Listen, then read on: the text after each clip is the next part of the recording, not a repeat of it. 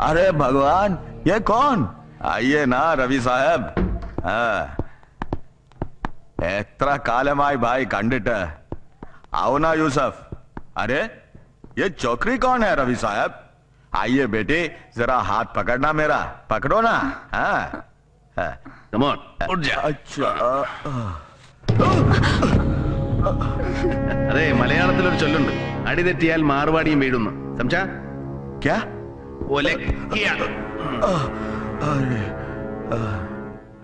आप ठीक है ना? हाँ हाँ बिल्कुल ठीक है.